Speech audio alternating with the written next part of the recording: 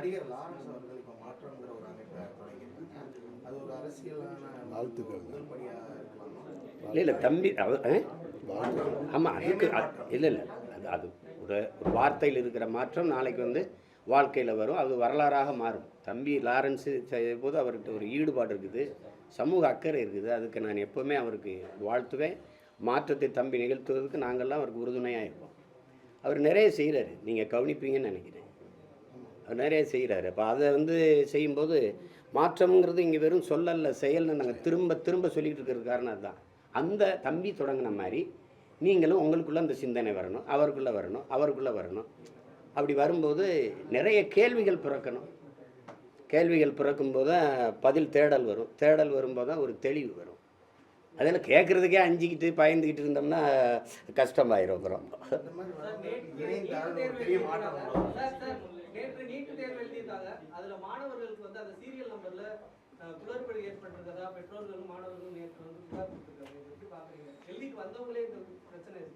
இதுலேருந்து தெரியுதா நீட்டையே நாங்கள் வேணாம்னு வெறுக்கிறோன்ட்டு. நீட்டை ஆதரித்த பெருமக்கள்கிட்ட தான் நீங்கள் இந்த கேள்வியை கேட்கணும். நான் திரும்ப திரும்ப உங்ககிட்ட கேட்குறேன், போலி மருத்துவர்களை தான் உருவாக்குது. தமிழ்நாட்டில் எத்தனை பேர் மால் ப்ராக்டிஸ் பண்ணி பிடிபட்டாங்கன்னு உங்களுக்கு தெரியும். ஹெட்ஃபோன் வச்சு எழுதுறதுலாம் உங்களுக்கு தெரியும். வட இந்தியாவில் இப்போ கைது பண்ணப்பட்டிருக்காங்க, 50 பேருக்கு மேலே கைது பண்ணப்பட்டிருக்காங்க. அப்போ நீ போலி மருத்துவரை உருவாக்குறியா, தரமான மருத்துவரை உருவாக்குறியா? ஒரு கேள்விக்கு பதில் சொல்லுங்கள் என் உடன் பிறந்தார்களே.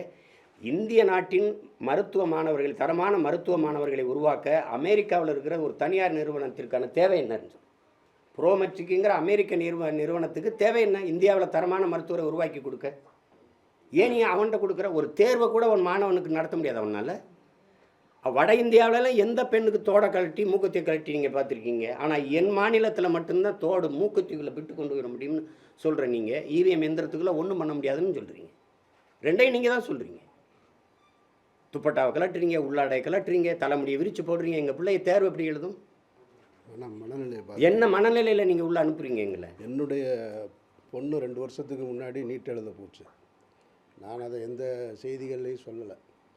நீட் எழுத போனப்போ அவள் போட்டிருந்த புர்காவை கரெக்டாக சொல்லிவிட்டு உள்ளே வர சொன்னாங்க.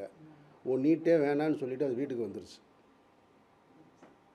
ஏன்னா நீங்கள் ஆடை, தோடு, கழுத்தில் இருக்கிற செயின் இதிலெல்லாம் வைக்க முடியும்னு சொல்கிறது அது மனநிலையை பாதிக்கிறதா? அது ஒரு அச்சமூட்டி உள்ளே கூட்டிகிட்டு போகிறது. இப்போ இப்படி ஒரு கேள்வியை எழுப்போமே. நான் நீட்டில் நாங்கள் 2 பேரும் தேர்ச்சி பண்ணிட்டு வந்துடுறோம் மாணவர்கள். இப்போ இதில் நீங்கள் எப்படி தரம் வைக்கிறீங்க? 1200க்கு 1199 மதிப்பெண் என் தம்பி வாங்கியிருக்கிறாரு.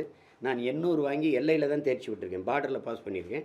ஆனால் நான் நீட்டில் தேர்ச்சி விட்டுறேன், இவர் நீட்டில் தோற்றுறாரு. அப்போ இவர் தகுதியற்ற மாணவர்ன்றீங்க மருத்துவம் படிக்க. இப்போ நீங்கள் இந்த +2 மதிப்பெண் எதுக்கு? அப்போ தூக்கிடுங்க. நேரடியாக நீட்டுக்கான கோச்சிங்கை வச்சுட்டு நீங்கள் அப்படியே கொண்டு போயிருங்க. எதுக்கு +2 மதிப்பெண்? எதுக்கு? அது தேவையில்லை. இல்லை அப்படியே நான் தேர்ச்சி பெற்று வந்தால் எனக்கு பாடம் நடத்த போகிற பேராசிரியர் யாருன்னா அவர் நீட் எழுதி வந்தவரா? இல்லை, பழைய பேராசிரியர். பாடத்திட்டத்தில் தான் மாறுதல் இருக்கா? இல்லை, அதே பழைய சிலபஸ் தான். அப்போ அதே பேராசிரியர், அதே பாடத்திட்டம், அப்புறம் எப்படி தரமான மருத்துவம் வரும்? தரமான மருத்துவரை நீ எப்படி உருவாக்குவ? நீட்டையே தனியார் மூலம் நடத்துகிறாங்க. அதை யாராவது கேட்குறீங்களா? அது அமெரிக்க நிறுவனம் ஏன் நடத்துது? தனியார் ஏன் நடத்துது? பரீட்சை நடத்துகிறதும் அமெரிக்க நிறுவனம், கோச்சிங் சென்டரும் தனியார் நிறுவனம். அது கேட்கணும்ல. நீ இப்போ பயன்படுத்துகிற இவிஎம் எந்திரத்தை தயாரிக்கிறவனும் ஜப்பானில் மைக்ரோ எலக்ட்ரானிக் சிப்புங்கிற தனியார் நிறுவனம். யார் அது சொல்லுங்கள்? நீங்கள் எது ஒன்று நீங்கள் செய்கிறீங்க, தேர்தலை நீங்கள் நடத்துவீங்க, அந்த எந்திரத்தை அவன் தயாரித்து உங்களுக்கு கொடுப்பான். நீங்களே பார்க்குறீங்க, ஒரு வலையொலியில் வருது, வெட்டியை திறந்து ஓட்டப்புறம் எடுத்து பைக்கில் ஓட்டு போயிட்டு இருக்காங்க. போர் அவனோட செய்வோம், அதை விற்கிற விமானத்தை வாங்கி.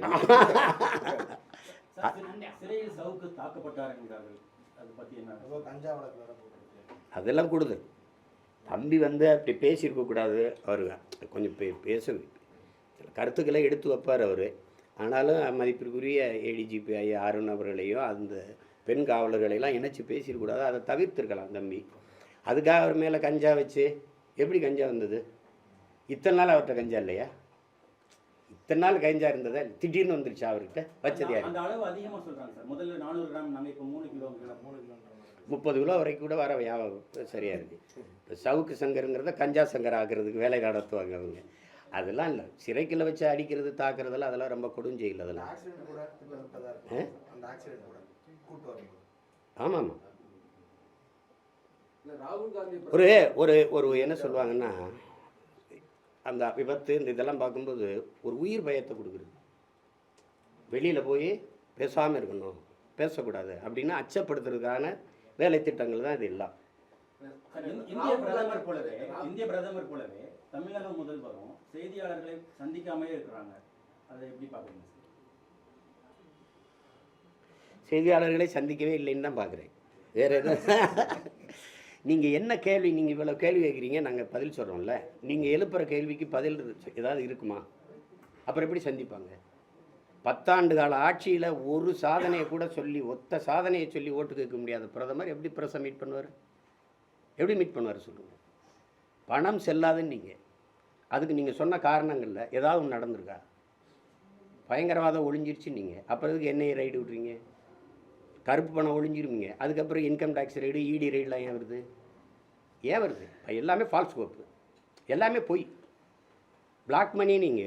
நீங்களே 6250 கோடி நீங்கள் எல்லாம் எங்கெங்கே இடி ரைடு விட்டீங்களோ அந்த நிறுவனத்திட்டெல்லாம் காசு வாங்கியிருக்கீங்க. அப்புறம் ராகுல் காந்தி பிரதமராக வர பாகிஸ்தான் விரும்புகிறாங்க, ஆதரவு தெரிவிக்கிறாங்க மாதிரி பிரதமர் மோடி குற்றச்சாட்டு வைக்கிறார். அதே மாதிரி பிரச்சாரத்தில் பிரதமர் மோடியுடைய பேச்சை நீங்கள் எப்படி பார்க்குறீங்க? நான் கேட்குறதே இல்லை, எனக்கு புரியுறதும் இல்லை. அது ஒரு தடவை புரிஞ்சுது, வரப்புயாரா நீர் ஒயாரா அப்படின்னா அதோட முடிச்சுட்டேன் நான். எனக்கு என்ன புரியும் அவர் பேசுறதுல, எப்படி பார்க்குறீங்க? நன்றி. போயிட்டு போகுமா? ரொம்ப ஆமாம், 2 வயசு.